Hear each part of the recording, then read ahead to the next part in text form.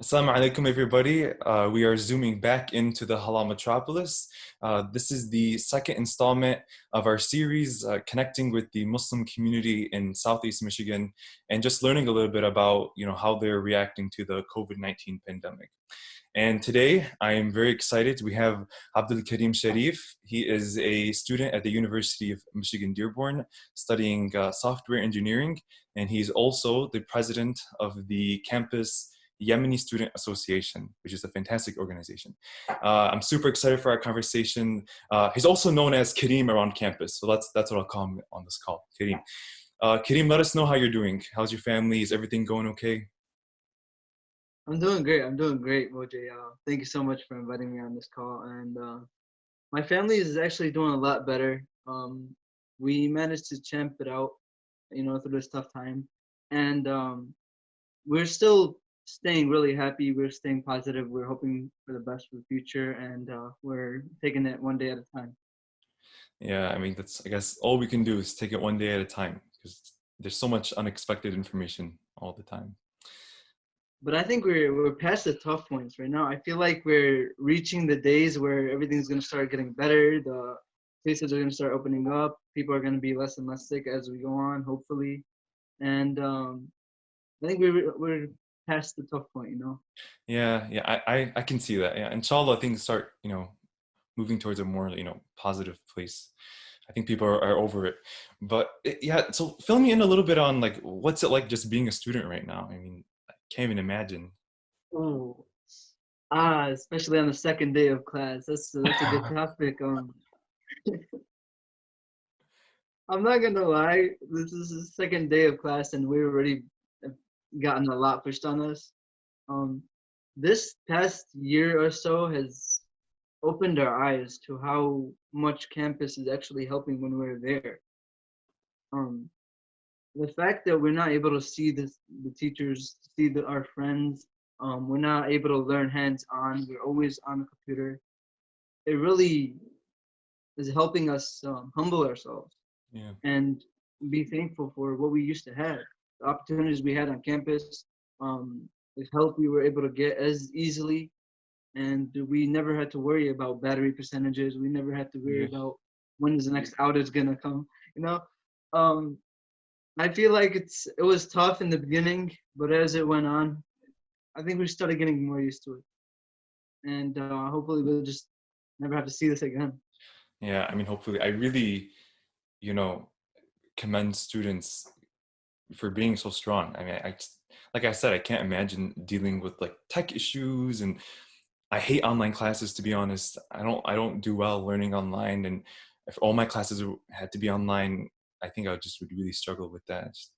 It's not particularly a fun time, but I also, yeah, I think we also all have a greater sense of gratitude for what we had before all this. Um, yeah, so tell me a little bit Absolutely. about YSA.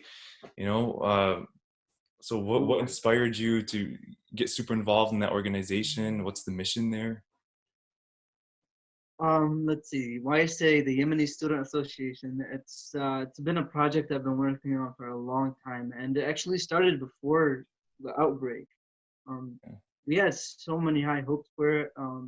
I noticed there was a great number of Yemeni students on campus, Hmm. and actually we didn't even limit it to Yemeni students. We just a majority of Arab students on campus, and we figured that I we wanted a way for them to connect with each other, to ask for help on any assignments. We wanted to start a good community service there, where everybody is welcome to join. They're also able to learn about the Yemeni students, Yemeni culture. Hmm. They're able to help each other in many ways. And then also the biggest humanitarian crisis was going on at the time, and it's still going on till today. Hmm. I figured there was no reason for us not to um, help out, start working on it. And hopefully the future for Yemen gets better with this organization. Hmm. And that was my biggest inspiration right there, just what's going on in Yemen and how campus was going on with them around the time. Yeah, no, it's a very devastating thing what's happening in Yemen. It's the world's worst humanitarian crisis. It's very sad, and yeah, I also I I really appreciate the org's sort of mission of you know trying to address this massive issue and be charitable and help, but then also provide networking opportunities for Yemeni students, even not non-Yemeni students, connect to other Mhm. cultures, build events around Yemeni culture awareness and appreciation. I think it's a fantastic organization. And I think what is really special, what I've noticed at least, is your org, this organization really did not accept defeat during COVID-19. Your online presence is still incredible. You're still engaging with students. You guys hosted a fantastic event last semester, Culture Day. Just, I really think you guys didn't skip a beat. Sort of, what advice do you have for student organizations right now who are struggling to do their programming? Honestly, I am in a few other organizations, and I have seen firsthand the devastation and the lack of motivation Yeah. in the students ever since the pandemic started.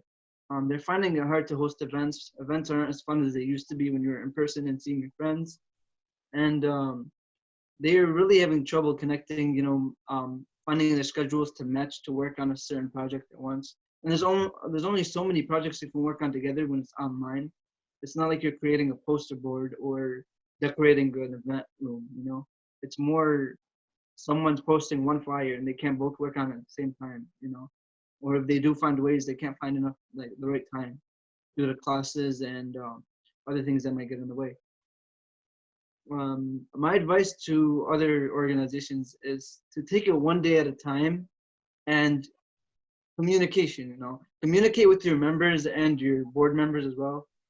The best times for you guys to meet. That's what we've been doing on a weekly basis. We would have either like, what are they called, quizzes, I guess, tallies, polls. We'd Yeah. have polls. That's what it is. We'd have polls to see the best times that we can meet and the times that will hold the most students or the most members were the best times for us to meet and keep going. And we also were aware of each other's boundaries when it came to school, because obviously school first. We are coming to university to go to, to get our grades and work on ourselves. So when it came to school getting in the way, we always took a break from YSA Yeah. just so that we had the motivation to come back. We don't want to tire ourselves out and quit it for good. We would rather one piece at a time, especially in this pandemic. Hmm. Um, the event that you mentioned was Culture Day, and we managed to reach out to public members of society. We got Mali Uthman to Yeah. join us. She was amazing. She was really passionate about it. And we managed to have almost 20 participants in that event, which we were so happy about. We also hosted a game of Kahoot, and through the game, we gave out prizes to first, second, third place. Um, we found the best, or we try to find the best ways to host an event and make it as fun as it used to be when it was in person. Yeah, like I said, I think you guys are doing incredible work, and it sounds like you have a good organization culture of respecting boundaries, uh, and but still trying to get things done. And I'm sure that's very helpful advice for student orgs. Going back for a second, like we mentioned earlier, we talked a little bit about the devastating events in Yemen, which is Mhm. resulting in really terrible things, incredible loss uh, for the people there. And I was curious if you had any, any ideas as to how people can support, any funds or charities or anything like that. Yeah, I did want to mention that I want to speak more about the devastation that's happening in the Middle East right now. And what it is Yemen's biggest humanitarian crisis is stemming from a range of problems that they're facing. It's hunger, it's lack of, water, lack of healthy shelter for people to live in. I feel like the children are suffering the most. Um, that's where that's what people are trying to raise awareness about the most. That there's so many children. There's over 24 million people Yeah. of the population that need humanitarian assistance. And this, like I said, this assistance ranges from clothes to water to food to shelter to everything. And then with COVID-19 also spreading, medical supplies are in danger now as well. They need medical supplies. They need doctors down there. They need almost everything you could possibly imagine to live. And it's the numbers are just crazy. I mean, it breaks my heart knowing that that many people are suffering, and people are over here living as comfortably as they can, not even worrying about others. And that's what, like, say I'll be on Instagram one day scrolling through, and I will see a post about Yemen, and why I say will be the first thing on my mind, and I'm always telling myself we got to do something about it. We got to do something about it. Yeah. So today actually was the first day we got our launch good up and running. We'll start posting that everywhere on Instagram. We'll post it on our website that we're finishing up, and that way people will be able to donate. But feel free to donate through other links as well. There's so many fundraisers online for Yemen. Just make sure you find some a fundraiser that you trust, and honestly, do as much as you can. Every dollar counts. Mm-hmm, mm-hmm. It's never too little, never too, you know. Yeah, yeah. It's incredibly heartbreaking, but thank you so much for doing that work, and please send me the link to the launch good, and we'll include it in the description of this video on Facebook, Instagram. So please, anybody who's watching, support this cause. It's it can be the difference between life and death for people in Yemen, and It really is. yeah. Sort of switching a little bit gears here.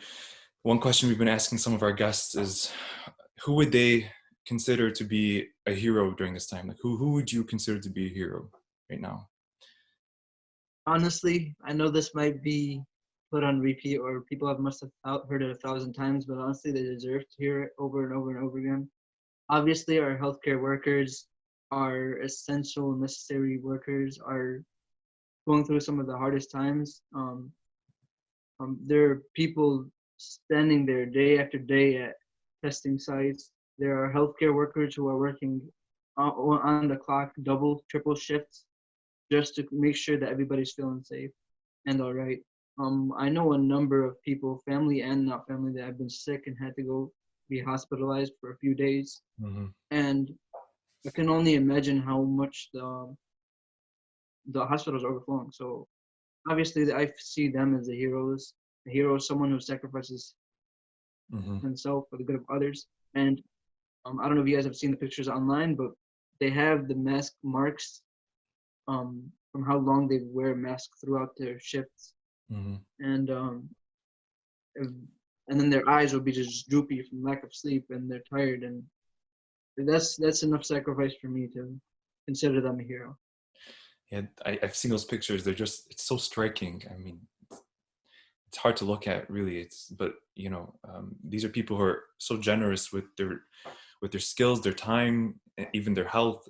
So I send my gratitude to them as well. But thank you so much, Karim, for chatting with me today and sharing all your wonderful insight on YSA and the work that you're doing. And I'm very grateful for that organization and for the work you guys are doing in uplifting your community. So thank you for all of that. And if there's anybody watching who has a story they'd like to share, please check out the link that we'll include in the description. It's a forum. We'd love to put out a story that you find meaningful. And thank you so much, Karim, again. Thank you, everybody, for watching. Thank you for having me, Moj. It's been an honor to be here. Hopefully, YSA grows and we are able to help a lot more. Yeah, hopefully. Alrighty. We'll see everybody on the next one. Assalamu alaikum, everybody.